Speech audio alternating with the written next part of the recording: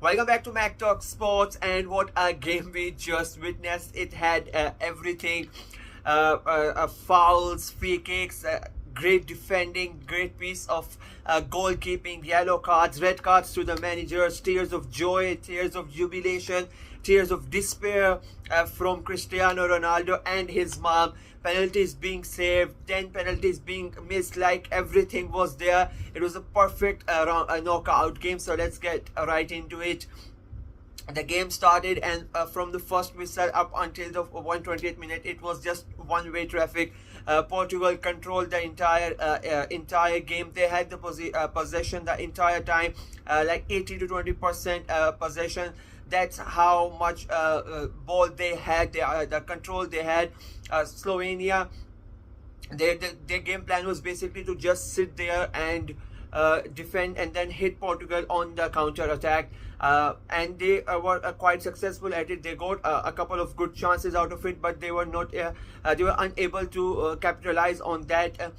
Portugal, on the other hand, it was just wave after wave after wave of attack, but majority of them were not good enough. Like, they did not really test the John Oblak that much. There was not really any good shot on target that you would say that Oblak had to do something very special or extraordinary to save that, and that is why I think that gave Slovenia confidence as the game went on. After every like 5 minutes or 10 minutes, the more the game stayed 0-0, the more confidence Slovenia gained, and a more desperate Portugal became, and more desperate Cristiano Ronaldo became. It's four games now in this competition that he has not scored, but boy did he try. Every free kick, he was the one who was taking. Even from the corner or from the corner flag, there was a free kick, and he tried to score it. It was showing desperation from Ronaldo, which is a very rare to see from him.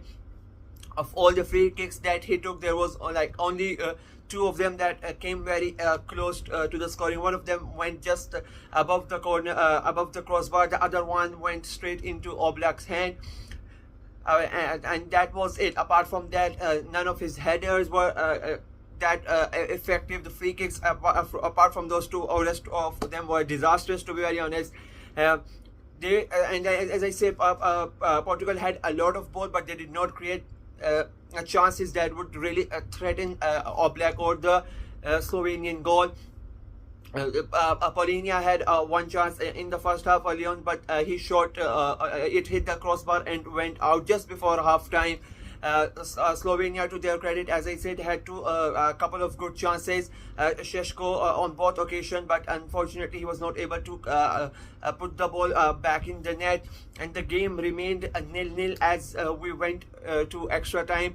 And that was a big achievement on behalf of Slovenia, because you would expect Portugal to go on and win this game easily because of the talent that they have, but they were not able to. And full credit to Slovenia. We go into the extra time, and it was the same as the first 90 minutes. It's just Portugal who are attacking Slovenia. By this time, they have basically fully accepted that they want to take the game to the penalties.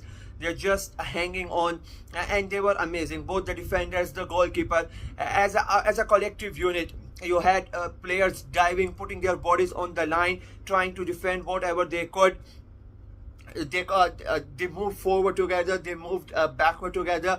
The moment they would lose the ball, and Portugal came to attack the entire team, like as a unit. You could see players like it's like they're like robots, and you push the button and all of them go back together. That was how good the manager had set them up. That was great management by him.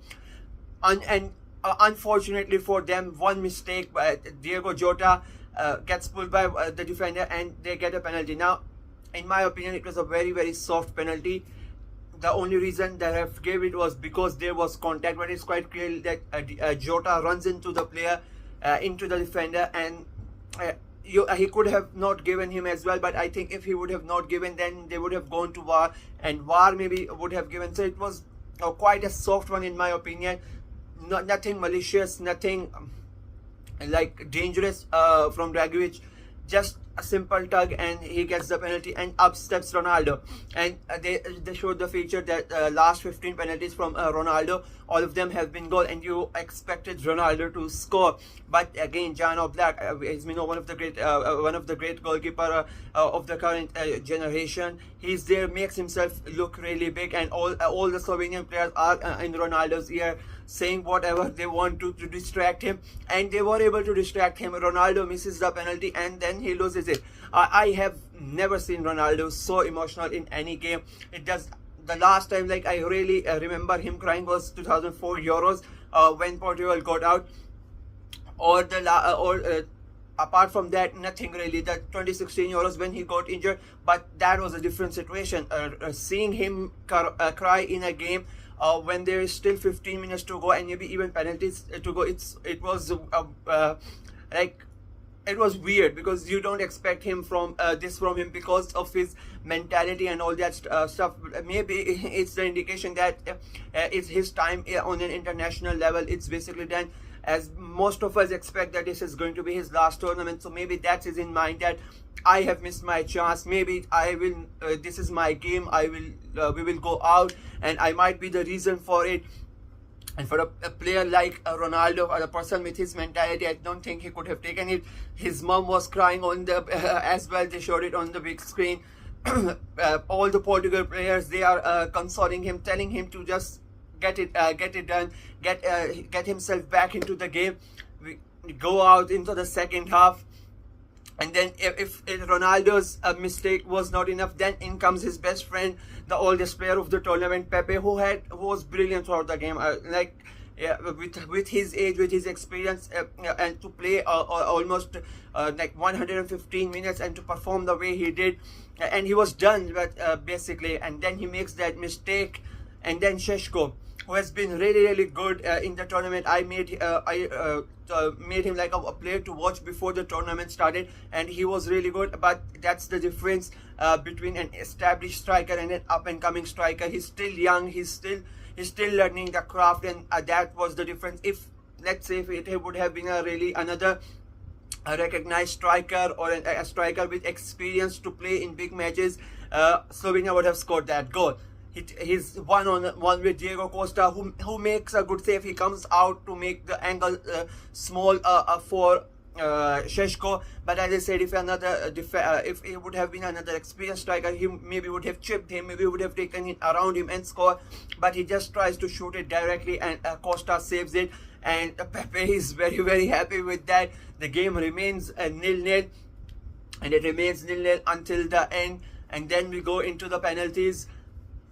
Slovenia take the first one, and when the game is going into the penalties, most people would have thought that Oblak would be the hero, because he is already a very good keeper, and the confidence level that he would have after saving Ronaldo's penalty would be sky high. But it was his opposite number, Diego Costa. First penalty comes, he saves it. Then comes Ronaldo, the rematch between him and Oblak. And again, this shows the mentality of the guy. Despite missing the penalty, despite crying after that, he steps up and takes one of the greatest penalties. Like, it was such a great penalty, right into the corner, right in the bottom corner, very hard for any keeper to save. And that's what happened. He scores, apologizes to the Portuguese fans in a way that I'm the reason we are here. If I would have scored, we would not have been here. Then comes the second penalty. Costa saves again. Bruno Fernandes comes in, scores. Third penalty, Costa saves again. Like, he becomes the hero for the Portuguese. Instead of Oblak being the hero, it's Costa. Now all the headings, instead of going towards Oblak, are going to be about Costa.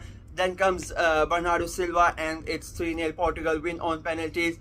After 120 minutes of defending, putting their bodies on line, fighting for every last ball, every last tackle. Slovenia were brilliant, absolutely brilliant, and they deserve all the praise that they are getting, and they will get until tomorrow, until the next games, because they were really good to make Portugal literally. They brought Portugal literally on their knees, and finally, unfortunately for them, they lost it out on penalties.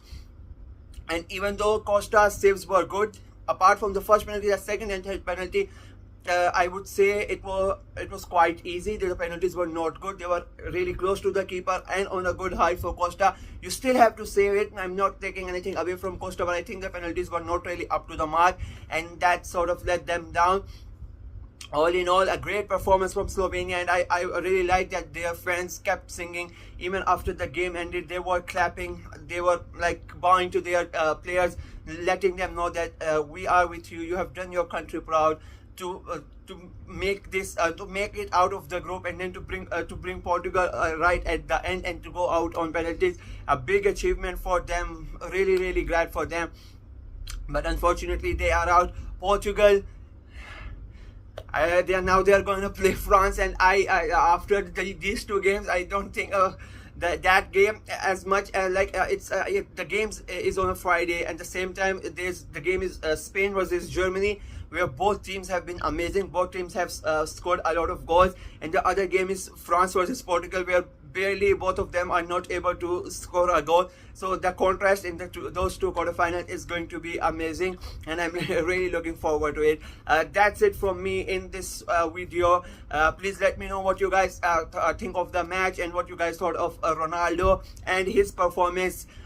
We all know he will not be dropped. Should he be dropped? I still don't think he should be dropped, and I don't think he will be dropped, because again, it's Cristiano Ronaldo. But what do you think? Should he be dropped? Should Portugal try something else so that it can help Ronaldo, some another strikers, to get somebody to accommodate with him? Because right now it's not really going Portugal's way. Please let me know what you guys think in the comment section. Like my video and subscribe to my channel. Until next time, bye bye.